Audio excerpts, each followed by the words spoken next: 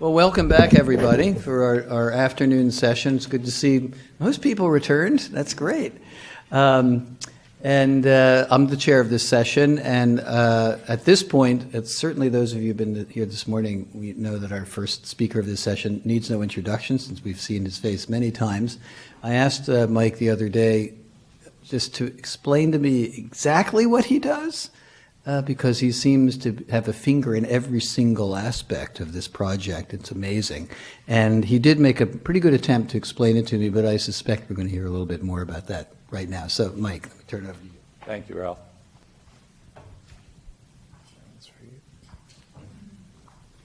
And my role is herding cats. And I should point out, it's not just this project, because it is no longer really just a project. It is a team of individuals, team of institutions, all working together to try to use these data to best advantage. This morning, I spoke about our initial imaging of that codex you saw in the Lee Library there. So this afternoon, I want to talk about what came after. And Roger provided a great technology transition in terms of what technology were we using, where is it going, and Siam, as Will read, offered a good background on where the scholarship was and where the scholarship is going. And I'll be followed by two of the eminent scholars on this program. So I want to talk about the new program. As I noted, as I wrapped up previously, the data is there to support the scholars. I mean, number one is what do the scholars need and how can we best support them? So, and studies continued. We were in the initial group in Manchester. I just happened to be coming through there and we were meeting up. And based on the work there, the scholars circled key areas and said, hey, what's here, what's there? Is this a what's going on with this rubric here? Is there a hole here? That type of thing. They would circle a JPEG, send an email, and with that, and then they would provide the scientists would then do some more processing, Roger, Keith, Bill, and say, hey, I think this is this or this is that. Very informal as it continues. Then we had a conference, thanks to the folks in Paris, Florienthal. This is part of a broader effort in the study of herbals.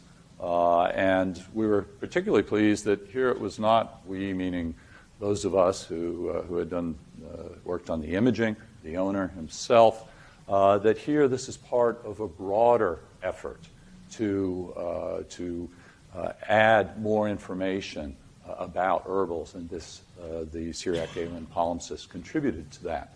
And so a number of sessions on the palimpsest itself as part of a broader discussion on herbals there. And this is where some of the initial findings by the various scholars, I forget who was presenting what, were presented there. This is this scholar's book ending the non-scholar.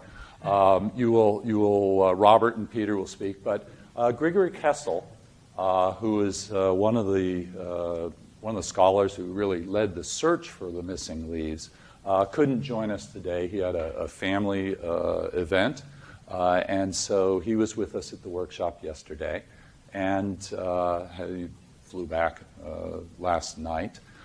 So you will see more of him. This was in Paris there. And Siam Bayro, unfortunately, is ill, or was ill, and could not travel from the University of Exeter. So these four individuals are leaders of a broader scholarly team, and you'll hear some of them present today. Just to bring it back home to Schoenberg, talking about herbals. This looks like something out of Harry Potter when they talk about mandrake root, you know. But this is from the Schoenberg manuscripts that are freely available online in a different representation of herbals, if you will. So you've heard the discussion earlier, and you'll hear more about the manuscript itself. But we had the codex there, this book. And then Gregory Kessel was at Dumbarton Oaks on a fellowship there, which is in the Washington, D.C. area. And I happen to live in the Washington, D.C. area, as does the owner of the Syriac Galen palimpsest. And so knowing Gregory was in the area and knowing the palimpsest is there, I said to the owner, hey, could Gregory come by? And so we had Gregory visit the owner's private library and pulled the manuscript off the shelf, and he sat there and he looked at it. He said, I feel like I've held this before. Well, he had never seen this physical object or touched this physical object. And he pulled up on his screen a leaf from the Houghton Library at Harvard. And he said, this leaf goes in this codex here. And he had worked it from the catalog is the reason he had gone up to Harvard. And based on the catalog entry, he pulled that leaf out and then looked at that. So we went on up to Harvard, and we were able to image that one leaf, along with various other things. I think we did Herman Melville marginalia on his copy of Moby Dick and things like that. Because do one leaf, okay, what are we going to do the rest of the day? So, Bill and the scientists processed that image, and that was made available thanks to Harvard agreeing under Creative Commons to make this leaf freely available, in keeping with, as Doug Emery will discuss later on today, with the model of free access to all the data. So Gregory went out on, with the support of the owner, went out on, as he called it, the quest for the missing leaves. It sounds like a Hardy Boys book or something. The quest for the missing leaves. And so he would look through catalogs, and he was at British Library, Birmingham, various others, either looking through catalogs or looking through the leaves themselves. And he was quite a detective, and unfortunately, as you'll see both many times, was none of the fragments included can be identified as coming from the SGP, from the Syriac Galen palimpsest. So, but he continued his search, and he found from a catalog entry. He had not been to St. Catherine's Monastery. He is now affiliated with the Sinai Palimpsest Project, of which I am happen to be the program manager, and Roger and Keith and Bill are supporting. He said, Syriac New Find 65, from one of the fragments there, this leaf he believed to be from the Syriac Galen palimpsest. Now, the new finds were hidden, or not hidden, they were stored within the walls of the monastery here, and very dry and dusty. I think Megan was there, and various others of the team. We got to go on in and look where these manuscripts were found in the wall there. And so you had these leftover leaves, almost like a geniza, that were stored in the walls of the monastery, in baskets such as this, including the Syriac, what was believed to be the Syriac Galen leaf. So that was cataloged by Sebastian Brock in 1975. In the catalog is 4 lines, which Father Justin, the librarian of St. Catherine's Monastery, and one of the great socially redeeming values of going all the way out into the middle of the Sinai Desert there, he's standing here with Mike Phelps, who is the director of the St. Catherine's Monastery Palimpsest Project. And Father Justin marveled that with 4 lines there of the undertext, Gregory was able to say, I believe this is Syriac Galen palimpsest. I mean, it's really, we're all quite amazed that, from that bit he could identify it. So we imaged it, and Gregory so that was Grigori has identified which choirs of the currently bound codex where these would fit. And so it was imaged. Here's Father Justin setting up the leaf on the imaging system there. And so we've got this one. So now we've got two. We've got the Houghton and we've got the Sinai leaf. So we imaged that there, and Keith and Roger and Bill did processing, and the leaves are available.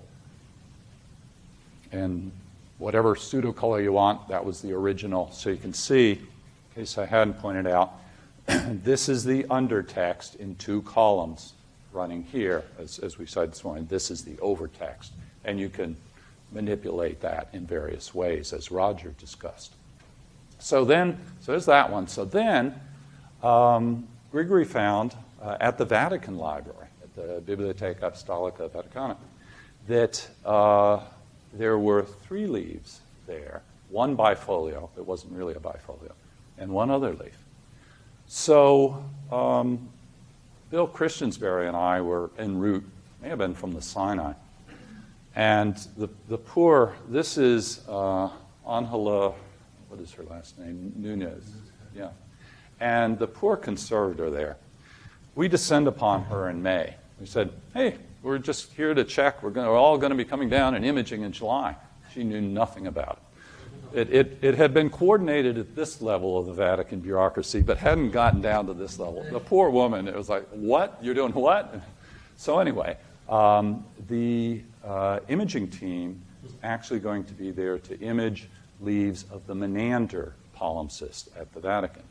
So as part of this, we had these leaves added, and here's the team here. Rogers mentioned Dave Kelby, who is here. We had Alberto Campagnolo as well, who happened at that time to work for the Vatican, and he's supported imaging projects since then. So there again, this is the Menander palimpsest, which was the focus of the imaging, and you had in another part of the library where fortunately it was closed to scholars, the scientists were able to do their processing. So here is one of the Vatican folio. You can look at all these. Now, initially, we had permission to make photographic reproductions and show these images to the scholars and the educated public. So I always had to ensure, if I gave a talk, that everyone was educated. So, and of course, the goal is to reunite, not really to reunite it, but to make all the information available. Reuniting it was a side benefit there.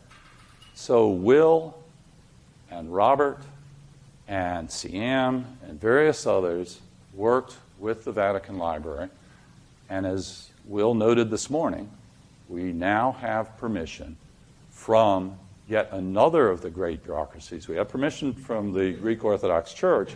Now we have permission from the Roman Catholic Church to host these images on the website. And Doug Emery will speak this afternoon, but he's been working furiously to make these images all freely available. So we're making tremendous progress, not only with the imaging, with the ability to support scholarship, but also to make these freely available. And this was a note from the provost. So we now have these two, the Vatican, the first leaves, which of course would fall out, and some toward the back here. These 226 have been put in the back binding there. So we now have those leaves, and it's interesting that the Vatican leaf matched up with the Singleton from Harvard there. So then there was one left, and that was the BNF leaf, the Bibliothèque Nationale de France. And I'm sorry, I just mangled the French, Robert, but anyway. And we thought, well, here's another bureaucracy. This is going to be interesting. But actually, they were tremendous. They were very generous and very hospitable. We came in on a Friday between a holiday and a weekend. We only had 8 hours to do it. We happened to be Bill and I were in Europe with our gear, which is in these bags here. So we hopped a train, got into France, and we set up in a little temporary conference room. We had to put aluminum foil on the windows there to make it dark. So anyway, we imaged that leaf. Done. We've got all the images. So Bill took the captured images. He did some quick processing overnight, just really fast. I think after we had a celebratory wine or something. And while we were there, we had Robert and Jimmy, who will be speaking today. They came by to actually take a look at the leaf, you know. And so what we did is we hosted these images real quickly overnight. And the next morning, Robert sends a note, oh, I think it's this, you know, and which to me is light speed when it comes to scholarship. I mean, usually, you know, it'd sit up there and you guys would spend your time analyzing it, and this is like, oh, I think it's this. And, you know, he'd look at that and then say, hey, I think it's these lines, and Robert will speak to it more. And then others would provide their input, and all this was by email. We didn't have any formal form or anything. It was just kind of loosely done, and trying to characterize what is there. So it was really neat that to have the scholars engaged, not necessarily in the processing, and this is where Roger and Keith and Megan Hill has done a lot of the processing for some of these things based on her work at the Library of Congress and various others, able to work with the scholars and do the processing. Bill Sellers will talk about what they do at Manchester. So it really is an international team. We have the folks in Manchester. They have their own spectral imaging system now. Not that they're spectrally imaging this, but they have the capability to do the processing, to do the overall support.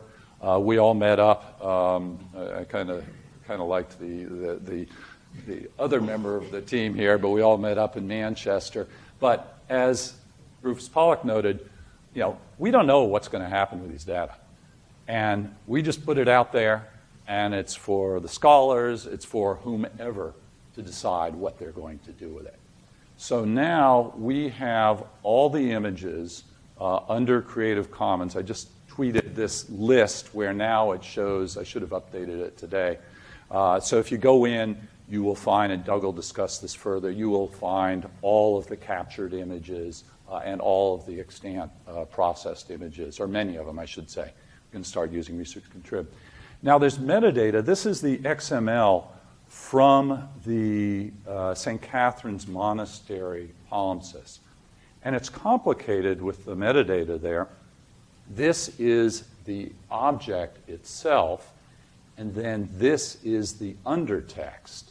So you have two set where Grigory Kessel, for the Syriac Galen palimpsest, had, you know, he provided the information that characterizes. This is not transcription. This is just characterizing this and you know, citing, okay, this is the what the undertext is, that it's Syriac, it's on simple drugs, blah, blah, blah. So with this, the team was, with this and many other data, the team, Will was recognized for open, it's a bit oxymoronic, but at the White House for open data. I won't go any further on that. But so, and Will was part of a panel discussing what we all have done as a team there. So, and meanwhile, we talk about what can be done. Dot Porter here at SIMS developed a tool, a collation tool, where you can link the various images. So here's the first choir from the Vatican leaf. Now, back then we did not have permission to host the undertext. And then here are the choirs from the original. So the ability to link those up in a collation tool. Here's the Sinai leaf next to what would be its conjoint in the current codex there. Fragmentarium in Switzerland is also working with bringing these together. with trying to unite various fragments from around the world, all building on standard data, freely available data with metadata that is recognized by them all, and Doug will speak further to that. One thing that Grigory found in the Vatican leaf was this annotation on the top there, which says that, which actually says that. So what we have done really is reunited the diaspora of the Sinai with this book. Mind you, they have one leaf left. The book and all the other leaves, are scattered around, and there are others that Mike Phelps and the monastery are working on to try to see where they link. So this is the first that I'm aware of digital reunification of a palimpsest from St. Catherine's Monastery. This reached the news. It was on which is one thing that prompted Ralph and I to chat. It's like, oh yeah. The fact that this hit the science section of the New York Times. And the article wasn't about the imaging. It was about the scholarship. It was all about what Grigory and Peter and Robert found. And Peter's quote was, we may find things we haven't even dreamed of. So the fact that this Syriac scholarship is of interest to the news was, it says something for what can be done with the data. We're dealing with changing cultures. We worked with Nigel Wilson first on the Archimedes palimpsest, and then on the Menander palimpsest. Nigel Wilson likes to have printouts of the pseudocolor, and he does most of his work in the summer where he can sit in a south-facing window and examine that. We then have teams, and it used to be, you would have to gather around the physical object, as in Paris, where you've got teams who are can gather virtually or work electronically. So, as Roger cited, new technical tools, new skills. The institutions, as the Vatican and as St. Catherine's and others, how are we dealing with our patrimony, our digital patrimony, and what happens when we lose that? So these are some of the challenges we face. There are other opportunities. This is one, Claudia Rapp just cited this at her talk at Dumbarton Oaks, where when we're talking about herbals, well, this thing was pressed amidst, now there's also a palimpsest here, but this was pressed in the leaves of a book. So what information do we get from that we're not focusing on that, we're focusing on text. So you've got to consider the broad ability of the imaging and of the processing. Doug will discuss digital preservation, some of the challenges and the reason we structure things as we do. These manuscripts have lasted 1,400 years. How do we get the data to last 14 years, much less 140 years? So these are the challenges that he's facing. Because preservation, you look how long the monastery's been around, the monastic tradition, look at papyrus, parchment paper, but where do we stand now with digitization? So as Will cites, we used to chain up books. They're protected. All the manuscripts in St. Catherine's Monastery are protected within these 20-foot thick walls in the middle of the Sinai Desert. And now we put them, and I have to point out, this is not Father Justin's server farm. I'm just using this as an example that now we're making all these data available. We have to back it up. We have to make sure that it's going to last for future generations.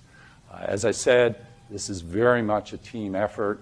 I can't list everyone here, but it's been an effort that's been supported by many, many people, and we're very appreciative of that. And it continues not as a program that Mike Toth is managing, but as a myriad of individual activities and opportunities, because these data are all out there and they're all available.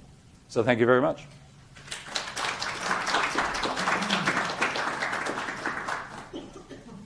Thanks so much, Mike. And as you see from the program, we'll have an opportunity to have a discussion and take questions of all of the people speaking in this session at the end. You've heard the name of Peter Pormann many, many times over the last 48 hours, so he's another person who barely needs an introduction, but I'm going to turn the podium over to him right now, who's going to speak to us on the final frontier, Galen Syriac versions and Graeco-Arabic translation techniques. So take it away.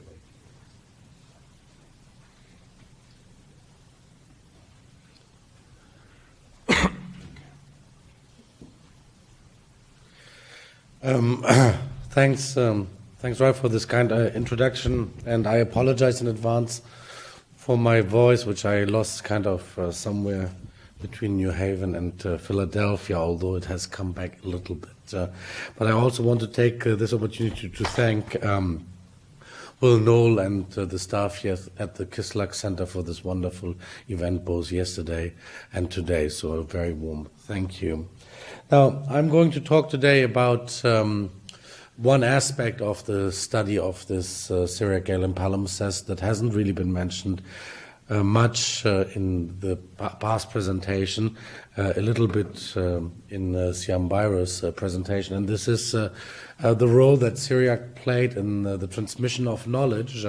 Let's not forget this Syriac Galen palimpsest was written by, the text goes back to Sergius of Reshaina, who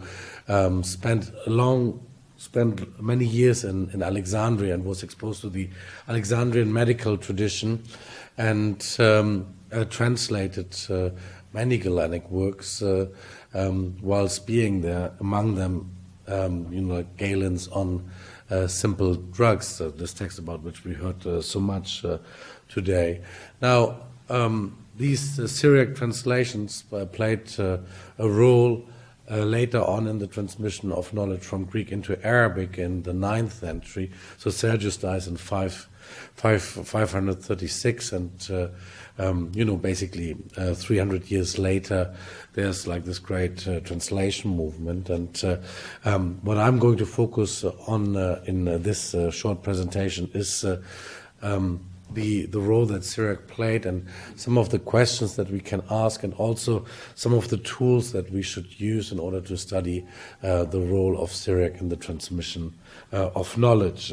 Now, you obviously all know that by now that there are two parts to the Syriac to Galen's on simple drugs, book 1 to 5 on theory, book 6 to 11 on practice, and we also heard in Siam's talk that for Hunayn there were two different parts.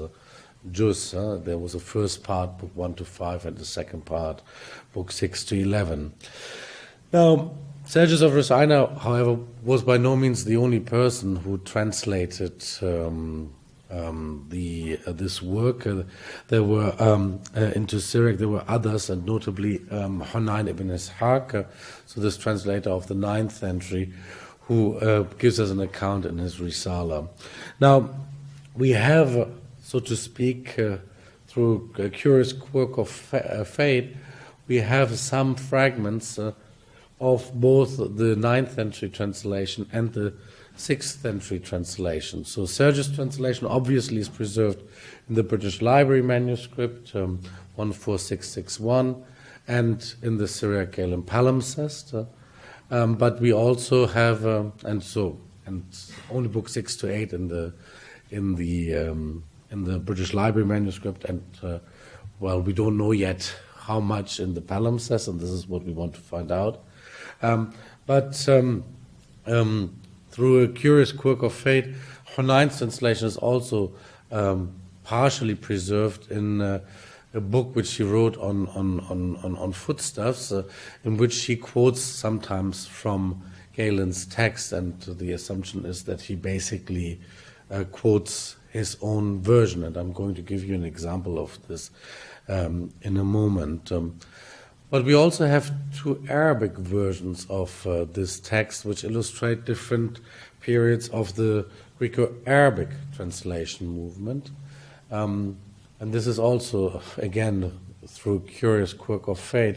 There's one manuscript, Ahmad III 2083, in the Süleymaniye Kutub Hanesi, which contains, just for Book 6, an older Arabic version, and then we have a number of manuscripts which preserve the whole of this text in Arabic in what we think is Hunayn's translation for Book 1 to 11.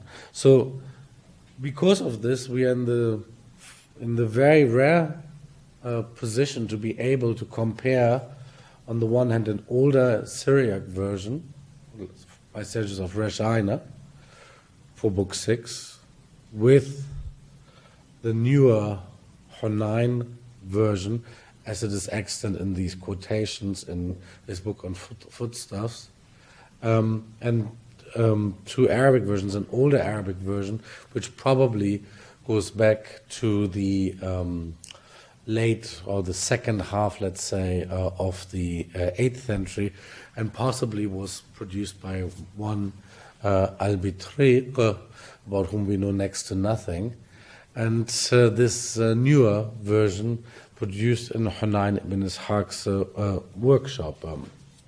So we can then compare various versions. Now, I've already said to you that the Syriac Galen palimpsest preserves, texts not just from Book 6 to 8, but also from Book 4, and we now have quotations also from Book 2. We have, as I said, also the remnant, so to speak, in Hunayn. Now, what does Hunayn ibn Ishaq himself say about himself as a translator, and about how people, how his predecessors did? So basically, in this Risala of his, in this account, he says, Sergius of Reshaina had previously translated the second part of this book, and Yohanna ibn Amasawai asked me to compare the second part of this book and to improve it, and I did so. So I compared it and improved it, although it would have been better to translate the whole thing afresh. So you can see this is not atypical for Hunayn. He basically says, my predecessors, they were rubbish, and I'm really like a super duper translator. And the question then is, to what extent do his translations differ or are improvement on the previous translations? And that's kind of a question that one can ask. I'm not going to be long and give you many, many examples. I'm just going to give you one example actually I'm going to give you two examples, but one first example is to illustrate where Hunayn clearly goes beyond his predecessors, and this is in the translation of a Greek word called aphysos, which means without breath, without flatulence, or something like that. So it has the privative alpha, which means not or inexpensive rather than expensive.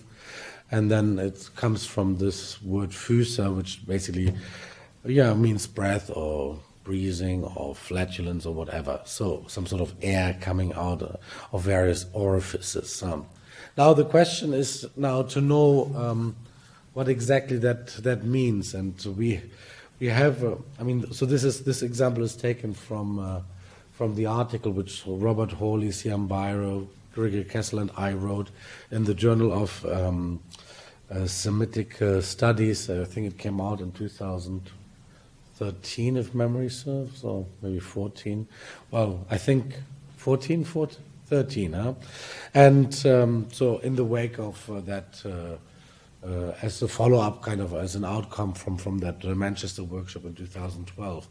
So in any case, if you look at the two versions, it is rendered in by Sergius is without breathing air flatulence, as it does not produce, or it does not produce flatulences at all, or something along this line. And this is in bold there. I don't know, does this pointer work here? Here, so Lamina Fach Sach.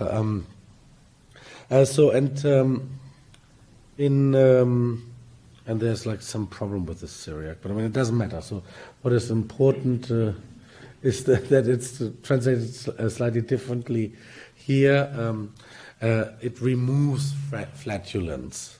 So you see, so this is an entry about hemp, and you can see that our friend Hunayn has a better understanding of what Galen meant when he said without flatulence. It doesn't mean it removes flatulence. It doesn't mean that it doesn't produce flatulence. It means it removes flatulence. And this level of sophistication, so to speak, is also found often in the Arabic translations of Hunayn. So we often encounter, a great understanding of the underlying Greek text, a profound insight into what it means beyond just the mere words, if you see what I mean.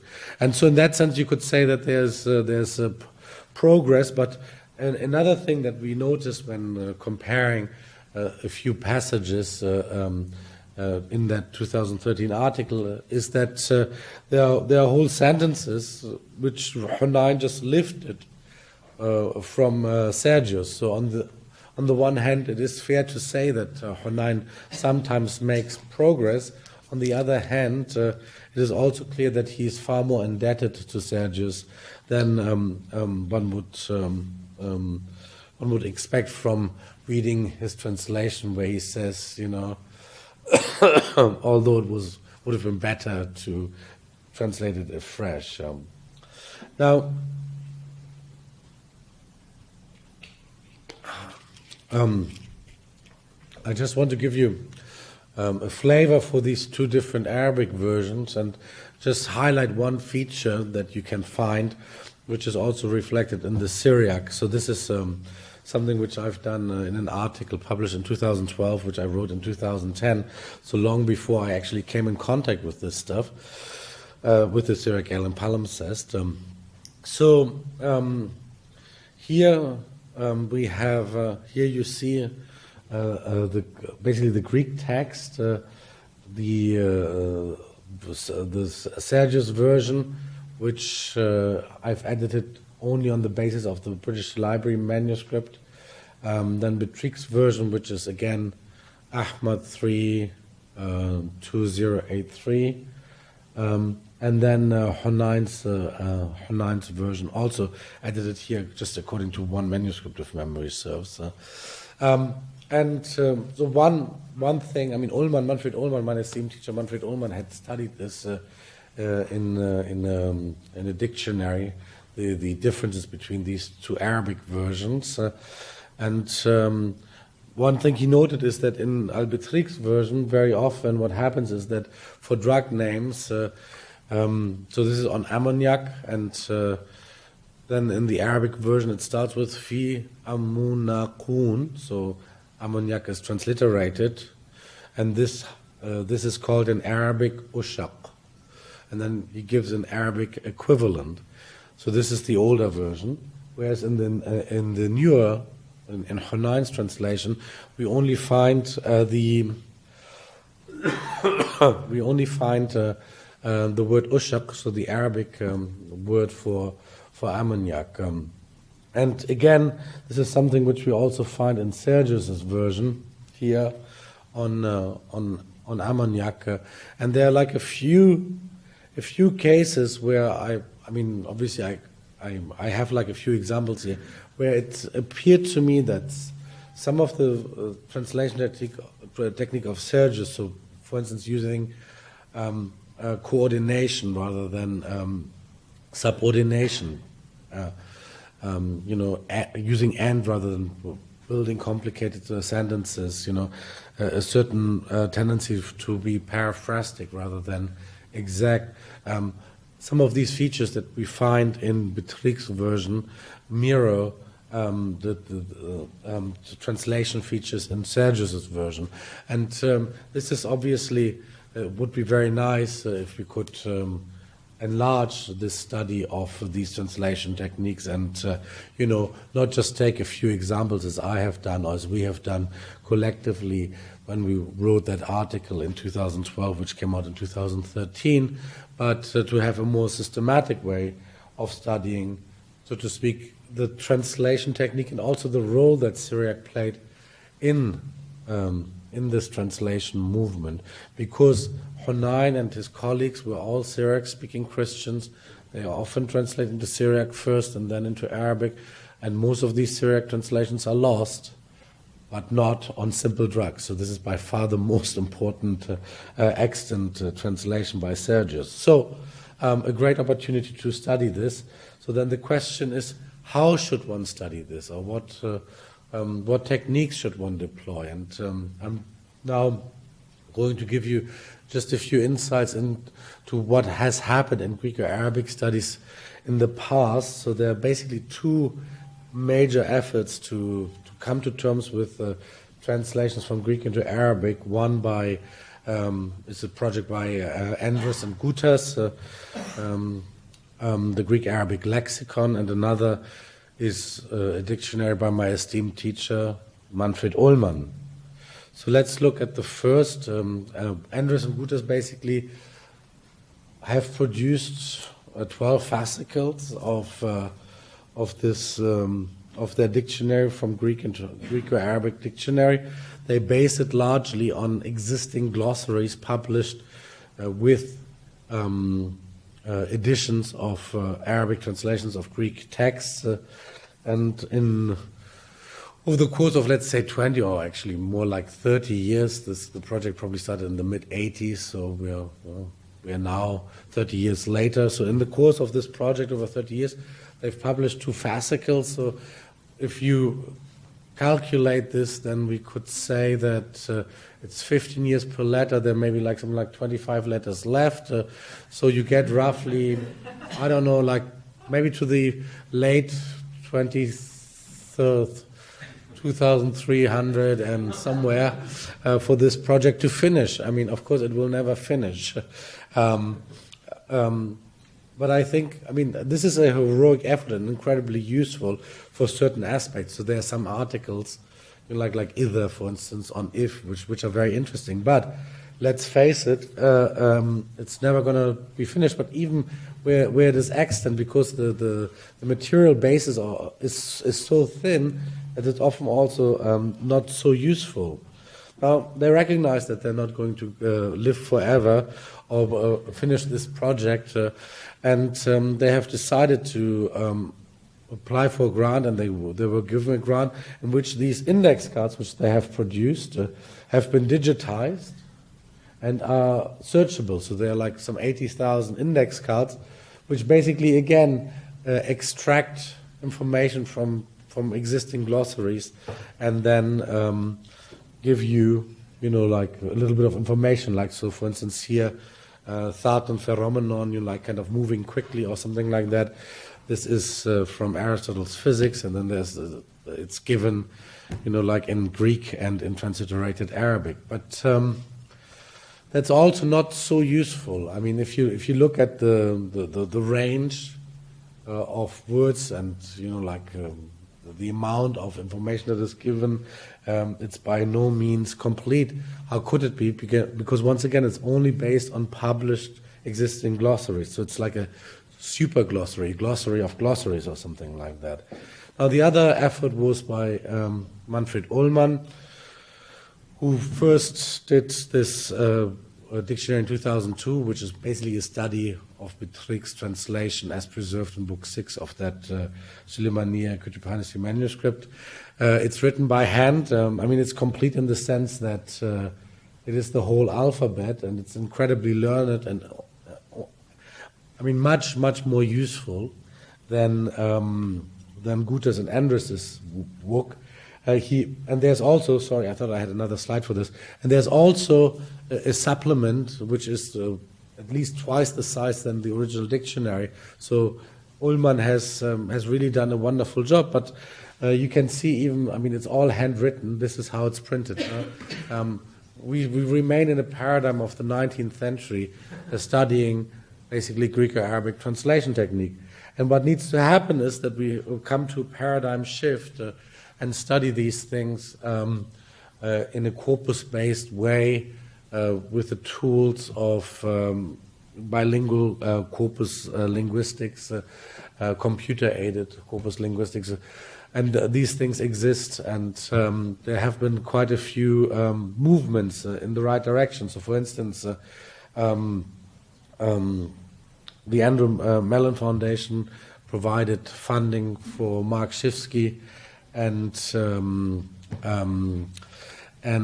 Gregory Crane to enter all these Arabic translations from Greek into a database, and this is made freely available under Creative Commons. So basically these are two websites which roughly have the same data. You can just download this. You can get access to the text, and obviously this is what you want to do. You don't want to have index cards which you search electronically. You want to have parallel corpora which can be searched electronically, which are aligned, and then use all these tools that modern linguists have produced in order to analyze the language and do the things that you want to do.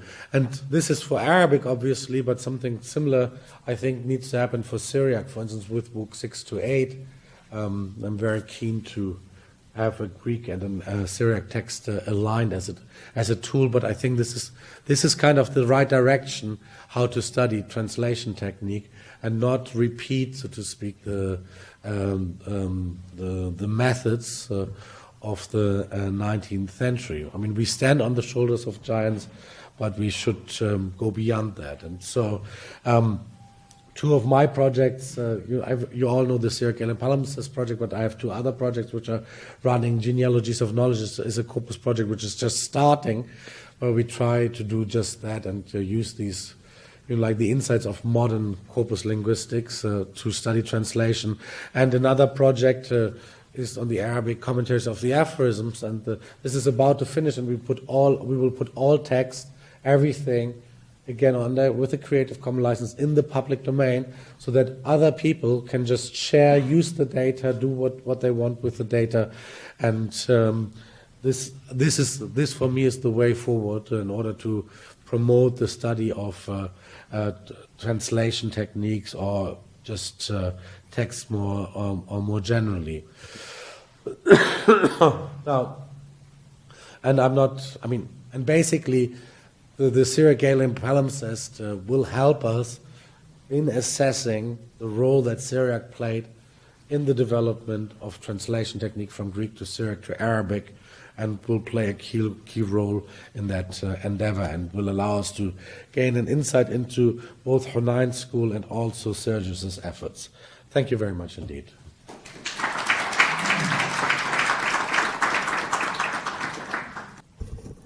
Thanks again, Peter, for a really interesting talk, and we'll save our questions for the end. It's a special pleasure for me to introduce this our next speaker, our next segment of this, only because these are three new friends I made yesterday, and it's been really, really fun and interesting to meet you all. I thought it was going to be a kind of tag team with three of them, as in the program, but Robert Hawley is going to be speaking for everyone. The complete team is Robert Hawley and Irene Calà and Jimmy Daccache, also names you've heard already, and the amazing work they're doing in the Paris group. So I'll turn it over to Robert. Yeah, thank you, Ralph, for that kind invitation. I've been admiring my colleagues today. So many of you spoke without text, extemporaneously. I admire that very much. I'm going to read from a text. In large part, it's because I'm not speaking for myself, but for the collaborative work and the joint work that we've done together, Jimmy, Irene, and I. Like many of you, I'd like to begin by thanking the organizers for their invitation to participate in this fascinating and important symposium on the Syriac Galen palimpsest, and henceforth I'm going to say SGP.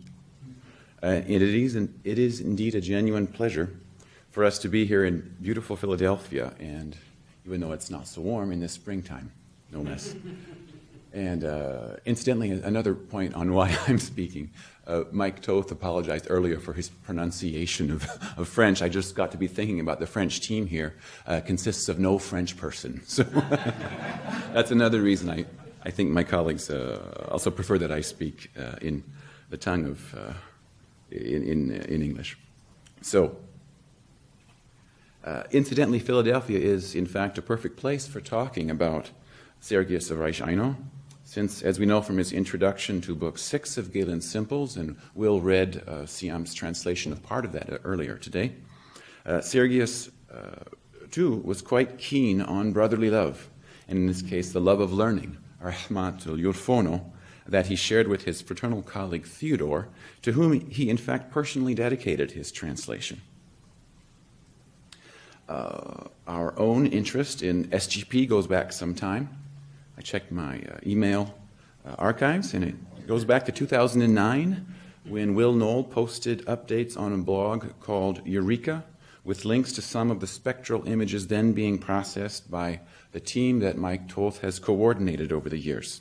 And incidentally, this appears to be the best place to mention that one of the very nice things that emerged from yesterday's workshop, but also from the comments made earlier today by Will and others, was how very much we, who have been working on deciphering these images, are beholden, are indebted to the team of imaging scientists, data processing specialists, conservators, whose data, whose work, whose results have been so graciously made available to us thanks to the initiative behind this project. It was a genuine education experience for me to have my eyes opened to the background, to seeing how much work you've done.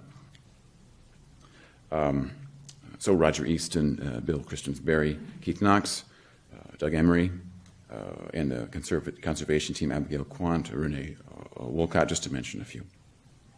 So back to 2009, which was only the end of my second year at the CNRS, where I had ostensibly been hired to work on Syriac medical texts, even though I wasn't a specialist in Syriac medical texts. I was actually quite enthusiastic about being able to recognize some typical Galenic medical vocabulary in Syriac guise here in the image you see on the screen, like Bishut Mugozo, which you see on the beginning of the second line, badness of mixture, so for an unhealthy humoral mixture, a remarkably legible phrase that allowed this image to be easily identified as medical in nature. I wasn't able to go any further beyond that generic identification, however, and we had to wait a few months later for, as we learned this morning, Sebastian Brock's and then Siam Byro's successive definitive identifications of the undertext as being an otherwise unknown second manuscript, as you now know, witness to Sergius of Reino's Syriac translation of Galen's book on simple drugs. This, in turn, interested me as I was then in the process of applying for funding for a broader European project on the history of herbals. Mike spoke a little bit about this earlier, something that eventually came to pass in September of 2011 with the beginning of the European Research Council project Floriental. It's written in English, Floriental, flowers of Orient, or Oriental flowers, but I have come to pronounce it with a French accent for some reason. And you'll notice also that my project description was hastily written, as they often are. Siam panicked when he saw this description at the bottom. He said, "Well, what's this Berlin manuscript?" So that's not a manuscript of simples, that's a manuscript of foodstuffs, so it was an error on my part. And it was at this point that Jimmy, and then later Irene, joined the effort And again, the paper I'm reading is our joint work. A next major step forward, as you heard earlier today, occurred in 2012 when Peter organized at the University of Manchester what turned out to be indeed a very productive two-day meeting about how to advance the study of the undertext of SGP.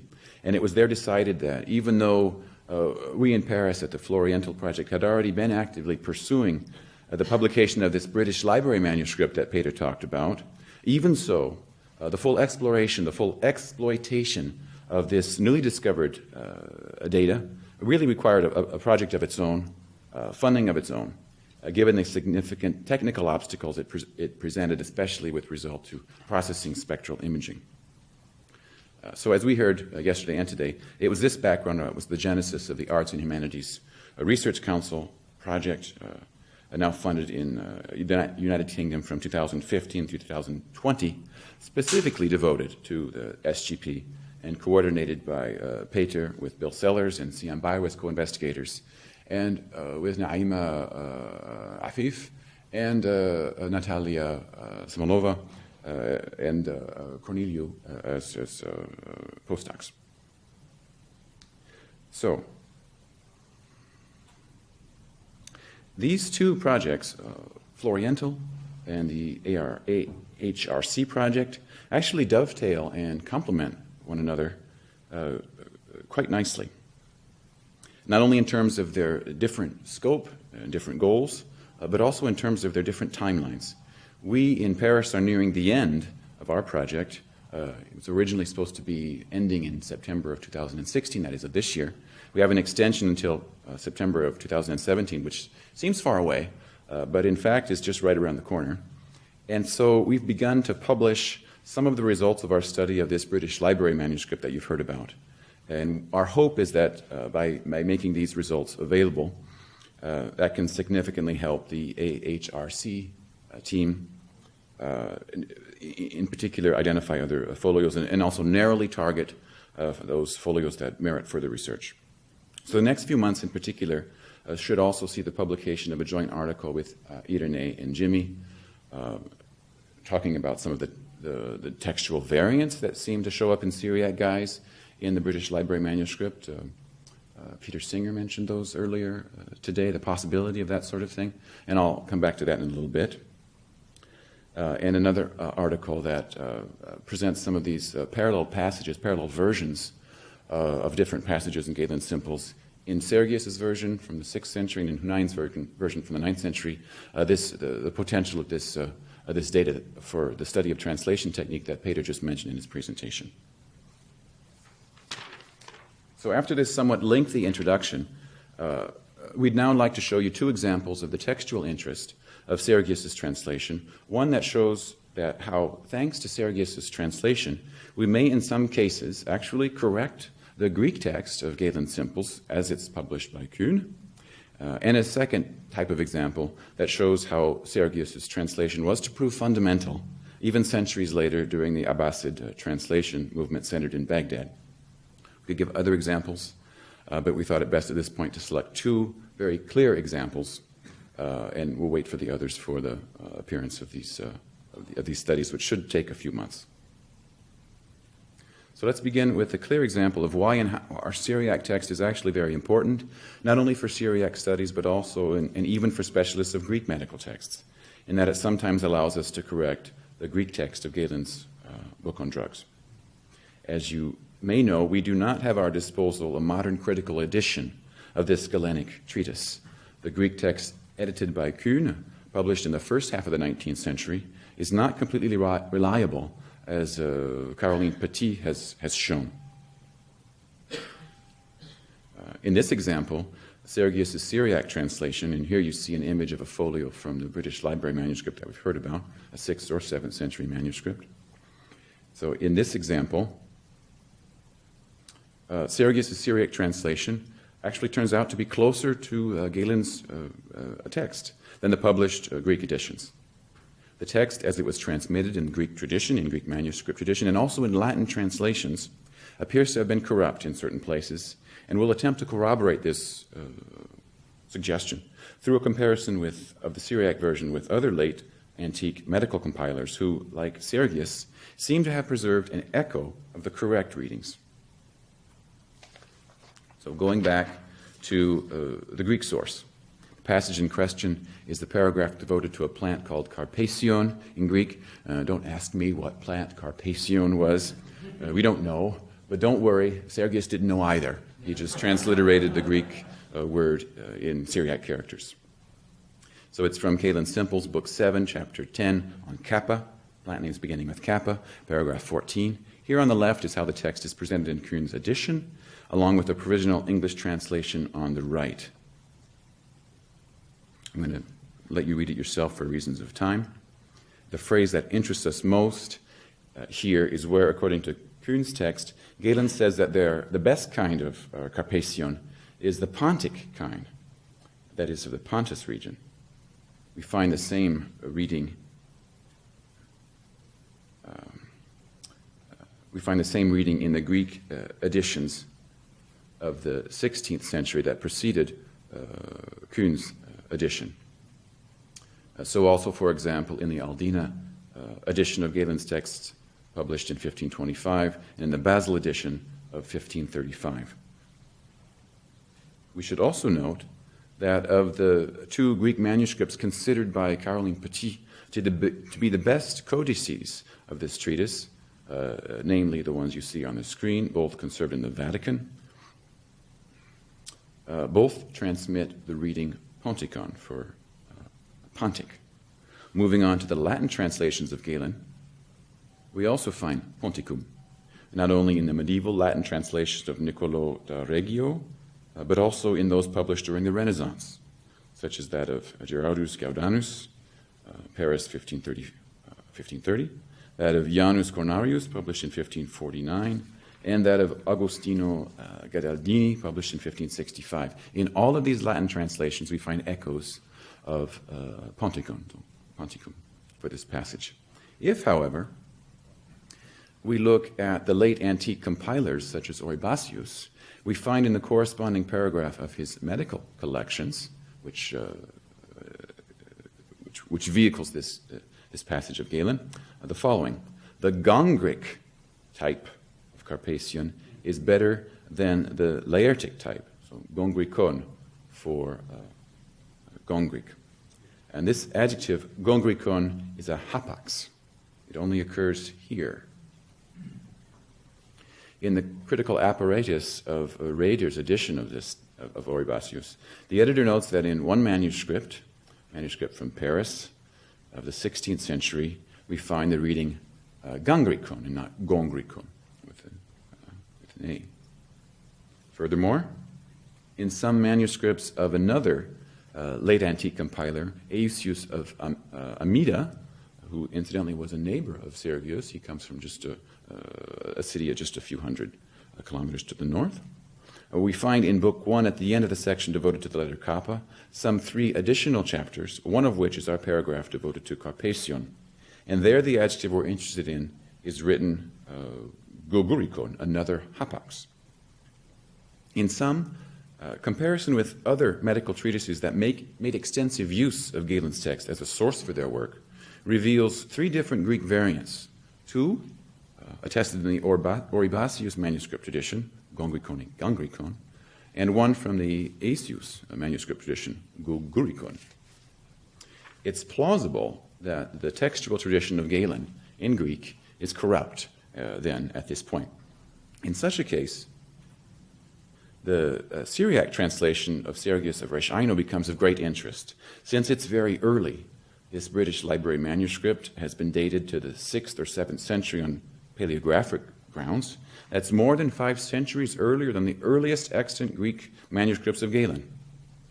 And SGP, the undertext at least, perhaps dates to the 9th century, which is still a remarkably early witness with respect to the other manuscript witnesses. So let's consider now the value of the textual value of the Syriac witness.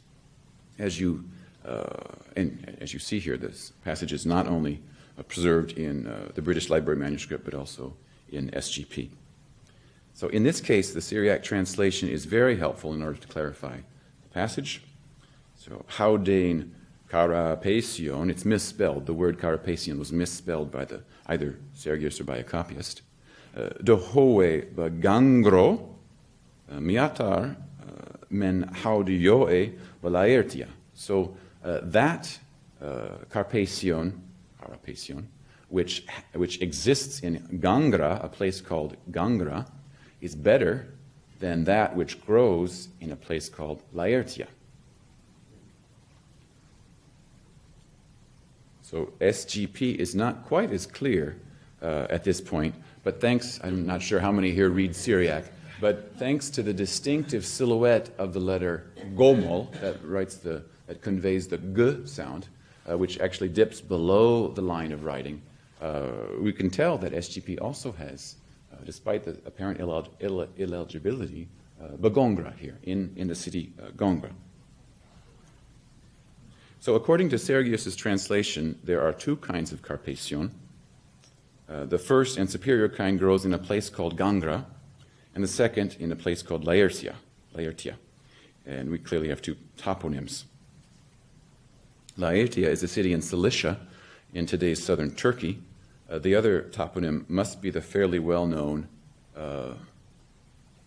city of Gangra in Paphlagonia, also called Germanicopolis, and which apparently left an echo in the modern Turkish city name of Çankırı. I don't know Turkish, so I can't be sure that I pronounced that correctly. Finally, in certain late medical texts in Greek, we find mention of a certain salt called gangrenon, that is salt that comes, from Gangra salt. The readings transmitted by the Greek and Latin manuscript traditions of Galen, namely Pontic, shown on the left in gray, strike us as being the reflections of a lectio facilior, so an easier reading for the scribal tradition. The reading transmitted by Oribasius, the readings, gongrikon and gangrikon, are closer to the attested late adjective gangrenon of Gangra, and the transformation undergone in the Oribasius tradition are probably explainable as copyists' mistakes. It thus appears to us legitimate to amend Galen's text, the modern edition of Galen's Greek text, in the following way. So we've replaced Pontikon with Gangrenon. Certainly the Gangra type of Carpation is better than the Laertic type. And in this case, the Syriac witness is in fact a fundamental argument in favor of incorporating such a textual emendation in a modern critical edition of the Greek texts. So an example of the situation that Peter Singer envisions this morning. So let's now turn to our second example, or rather I should say second type of example. And I'm not going to spend as much time talking about this since Peter actually anticipated this second type of example in his speech. So this second category of example concerns not Sergius' 6th century Syriac translation of Galen's Simples, but instead the later 9th century translation of that work, done by the famous Syro-Arabic scholar of Abbasid Baghdad, Hunayn ibn Ishaq. Hunayn's Arabic translation of Galen's Simples has been known for some time. Peter mentioned the different mentioned the many manuscripts of that are preserved, but less well known is his Syriac version of the same. Hunayn's Syriac version of the Simples is less well known, mostly because it hasn't survived intact, as Peter said. What has survived is in fact only a collection of isolated fragments. The fragments come from a larger compendium, also compiled by Hunayn, which was devoted not to simple drugs, but to the property of foods. As his main source in assembling this compilation, Hunayn used Galen's treatise, appropriately, on the properties of foodstuffs. But he also added to his translation of Galen's treatise. So he added extracts of various other works of Galen, and even of various other authors, as he judged appropriate. And these include extracts from Galen's Simples, and you already heard about this from Peter. The textual interest of these fragments lies in the fact that they allow us to compare these selected passages, only selected passages, of Hunayn's 9th century translations with their parallel counterparts in the earlier translation of Sergius. And the reason this is interesting, as Peter made clear, is that it allows us to assess in an empirical way, and based on actual tangible examples, how translation techniques had changed over 3 centuries. And again, I'm just repeating what Peter had said. This is important because Hunayn, in his autobibliographical epistle, was not particularly complimentary about the quality of the translations produced by his predecessors, and by Sergius in particular. So by comparing and studying actual passages, we can better nuance and evaluate the accuracy of Hunayn's statement.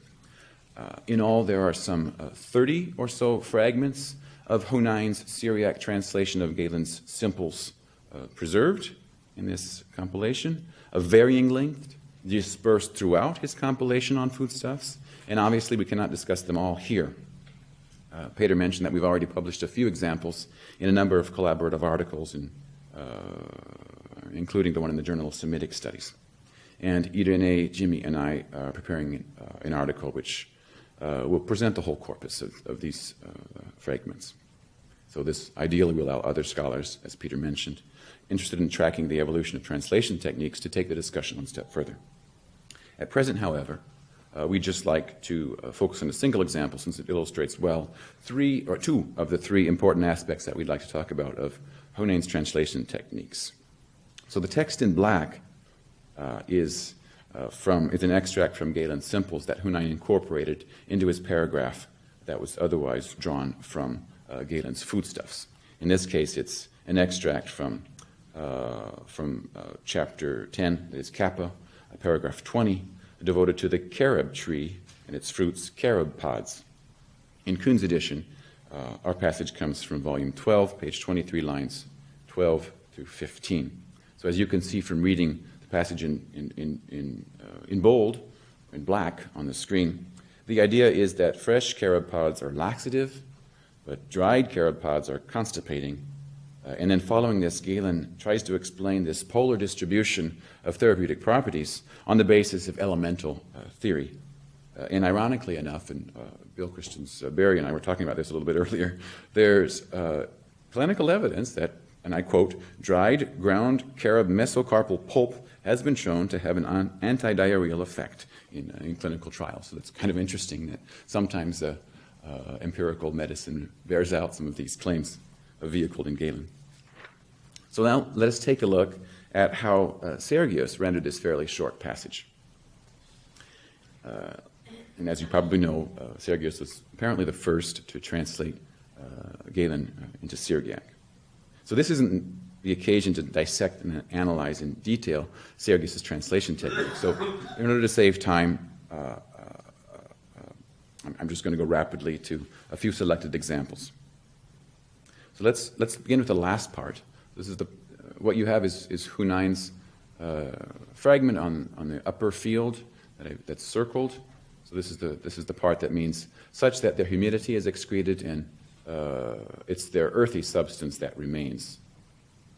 That's what that passage means. And on the bottom you see how Sergius rendered this particular passage in the British Library manuscript in the 6th century, and how Hunayn renders it in his compilation.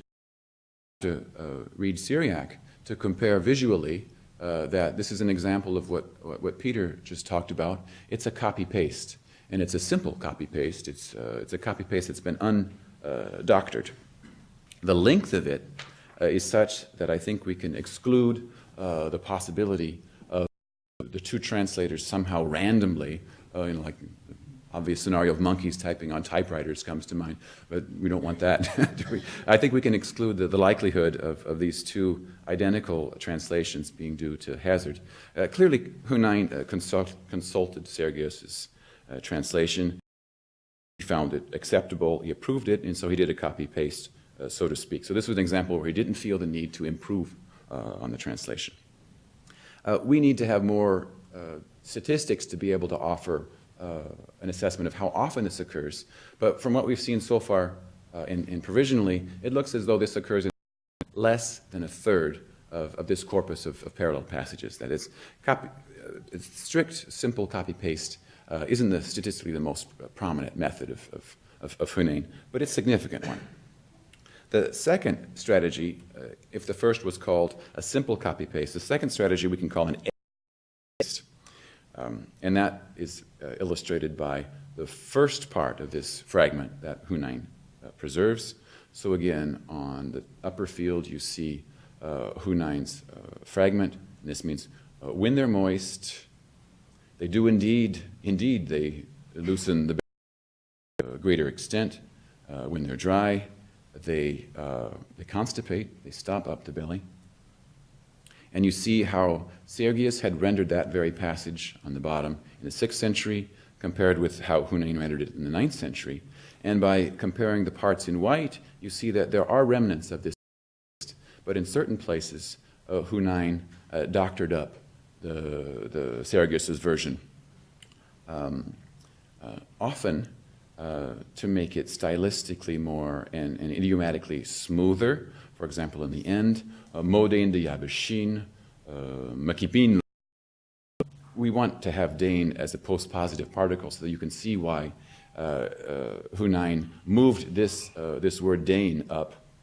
This word, how do I use that? Is there a top button? Okay.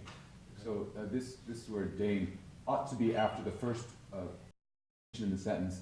Sergius used it after Modi Yabeshin, after two elements, because he was trying to imitate the Greek original, where the word Greek tsera comes first, and it's followed by de, the particle de. And Dain here is just an imitation of de. So Sergius was trying to be relatively literal and be faithful to his text. He was a text-oriented translator. And Hunayn was interested in giving, in this case, interested in giving a stylistically smoother Syriac translation. But that's not all that Hunayn does. In the middle passage, which you see here, Sergius has Maitein Yatiroith, which reads fairly well, to my sense, in Syriac. Hunayn decides to put those two in the opposite order. That is, we have Yatiroith Maitain, that is the adverb first, and the adverb comes first in the Greek original. Malon, more, is prior to the verb. I forget what the verb is in Greek. And here Hunayn seems to be wanting to reflect first adverb, then verb, then direct object. And to make this work grammatically in Syriac, he has to add an additional, this infinitive absolute of the same verb, stop up the belly, and so we end up having it really does stop up the belly. And its syntax then better mirrors the Greek syntax. So Hunayn was also interested, apparently, in having a translation that mirrored certain aspects of the Greek original. So just a couple of how Hunayn could change. And so what we're hoping to do is typologize these and make these available for the broader study of translation technique. Peter also alluded to the fact that sometimes Hunayn simply translates, so we can see here an echo of that last scenario to which you alluded, Peter, in this quote from the Risala that you said, it would have been better if I had just translated the whole thing afresh. He did this apparently with some passages. So here the Greek has, it is, however you're supposed to translate pladodes, here it's watery, and it's thirst quenching. And you can see that Sergius wanted to, again, reproduce in kind of a literal way the Greek syntax and vocabulary. Itao, it is. Maiono, watery. Well, mapigono, and refreshing.